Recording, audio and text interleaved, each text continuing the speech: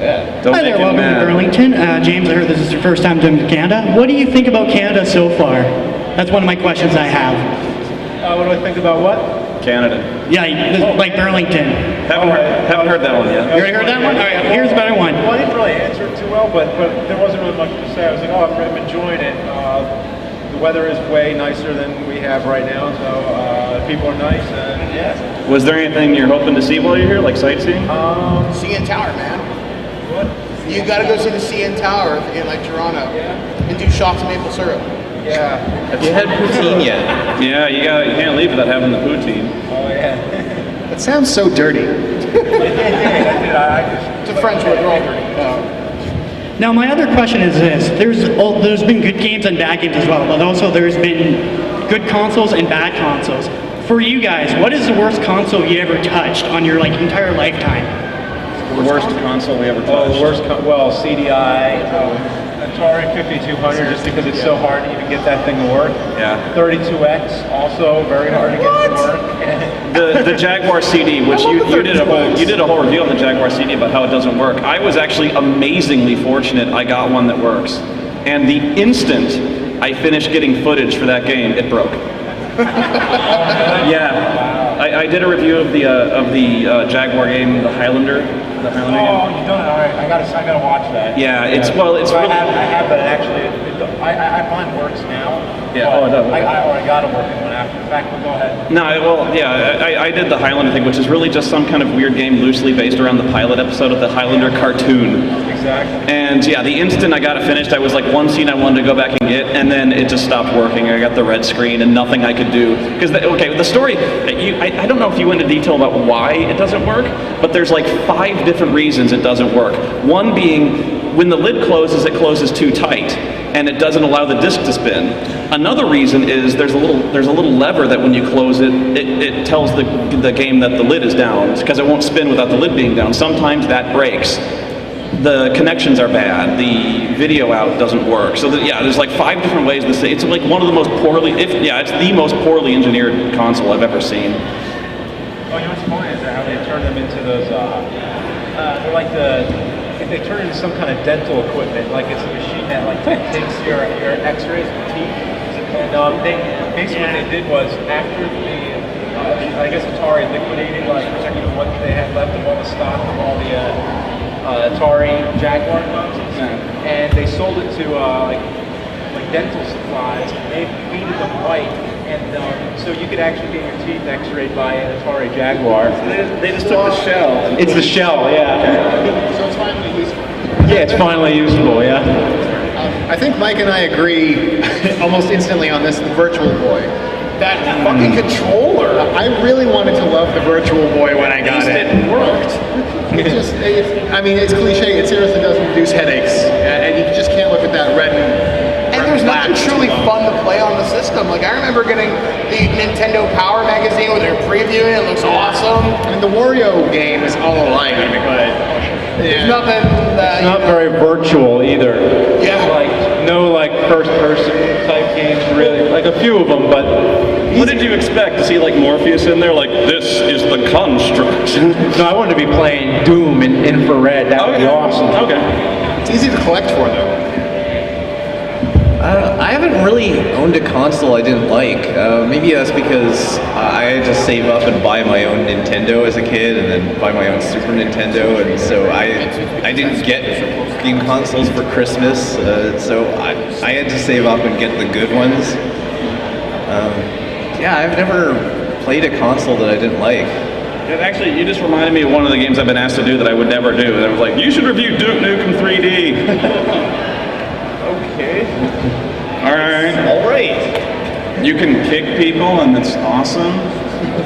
The end. You can drink out of toilets. You know you did that. A lot.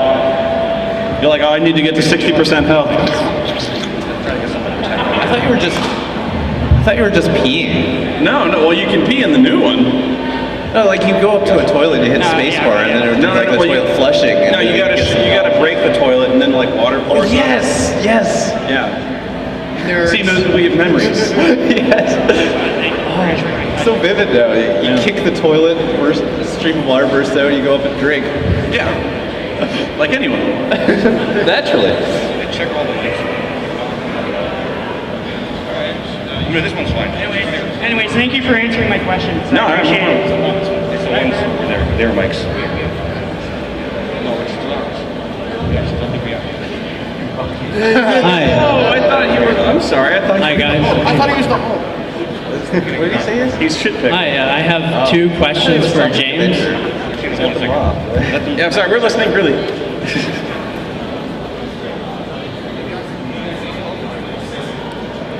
I am now saying something. Sassafras. Touchdown. Thank you. Thanks a lot. I have two questions for James. The first one, did you ever manage to fix the graphic glitches on your Rocky CD?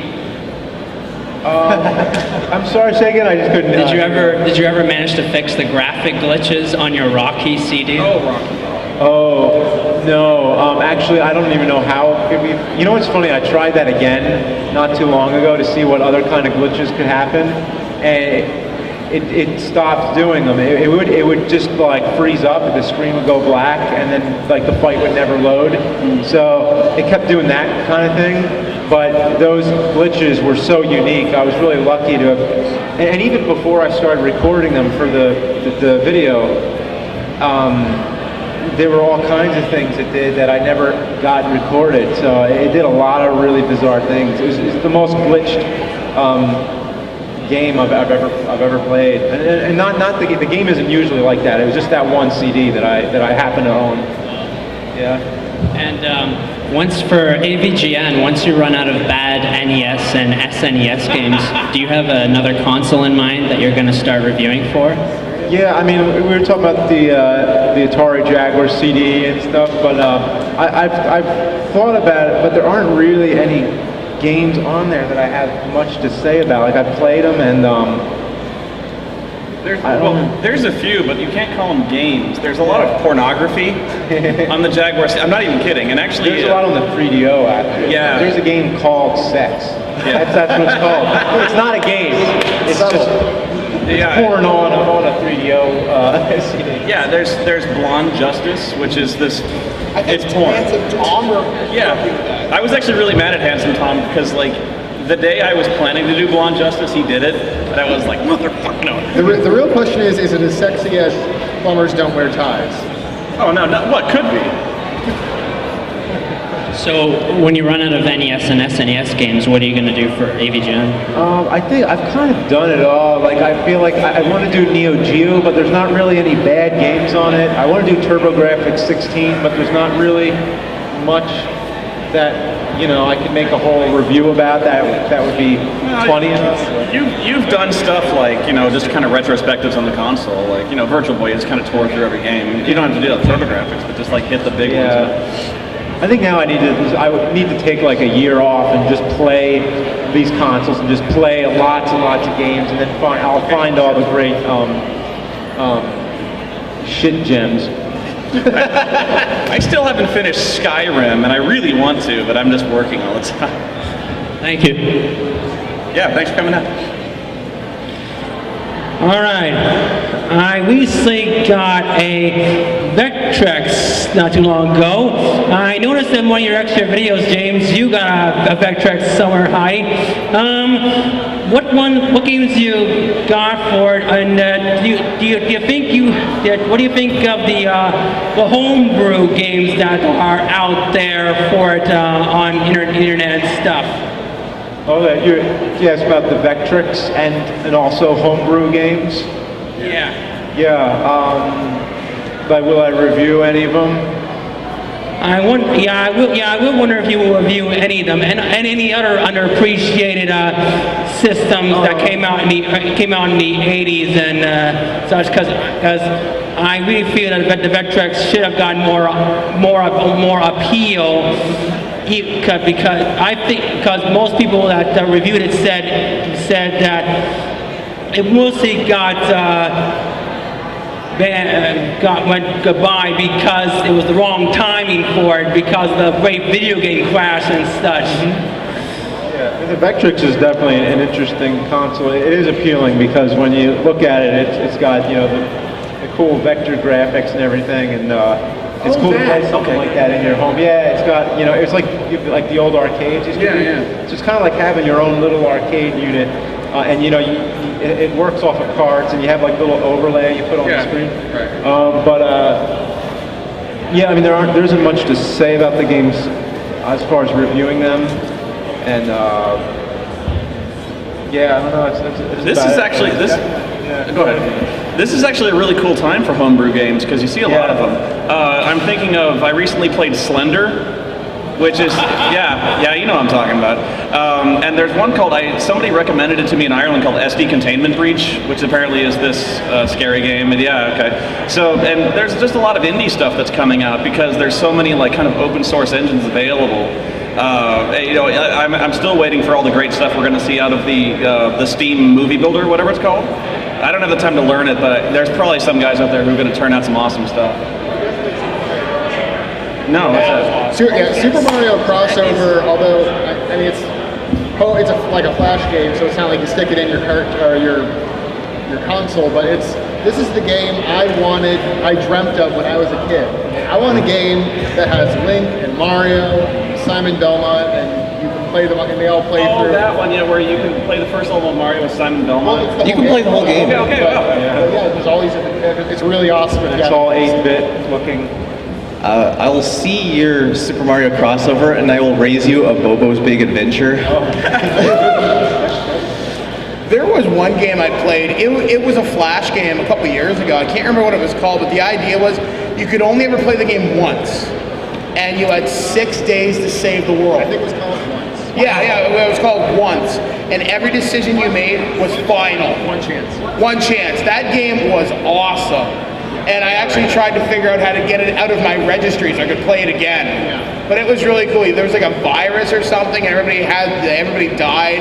You could save the planet or be with your family or something. It was really cool. It reminded me a lot of Braid in its kind of really thought-provoking indiness. But Yeah. Oh, okay, never mind. Thank you. Okay, this was for James here. Okay. Of the two NES games that you've reviewed, what do you consider more harder, Silver Surfer or Battletoads? Silver Surfer or Battletoads, which is harder? Battletoads. I think Battletoads gets hard once you get to like the racing part. That's when it starts getting like insane. Silver Surfer is hard right from the beginning, but then also if you two-player Battletoad is impossible. So I guess the harder the games, it just depends. If it's one player, Silver Surfer. Two, Battletoads. Battletoads is at least more forgiving. Mm-hmm. I would argue that Dragon's Lair is harder than both of them. No, because you can memorize Dragon's Lair, and really that game lasts like 10 minutes. Yeah, Dragon's Lair is kind of trial and error. 10 minutes? Oh, NES Dragon's Lair. No. Yes, NES. Well, still, even like the first level with the dragon coming up out of the moat, like at first you don't know what the hell you're going to do. Yeah. But then once you figure it out, then it's like, okay, it's like one of those games that the only way to learn how to play it is to just die over and over and over again until you figure it out. It's like Dragon's I actually played through the whole game with save states, and it gets worse and worse. Like you get on an elevator, and it doesn't tell you where to get off. And if you go up, it's like 5 down. Yeah, if you get off at the wrong spot, it'll take you right back to the beginning of the game. What? And okay, when you throw the daggers, it uses energy. That's one of the reasons you have the energy bar in the game. And if you run out, so you can be fighting a boss and have no chance of winning because every time you're throwing daggers, your energy is going down. You could die because you've had to start the whole thing over again with the same energy that you had. And there's one room that I actually believe is literally impossible. It's a bonus room. It only has one item that's worth 1 point. And this boss comes out, he can kill you in one hit, and there is no way to avoid him. I managed to do it with like slowdown save states, but it took me like 10 tries just using that. I tried like over 100 times without using slowdown. It is impossible. It's also one of those it's also one of those games that kind of suffers from translation from Japan to the US, because I understand the frame rate and the Japanese version is much faster. Actually, if I can cut it. Yeah.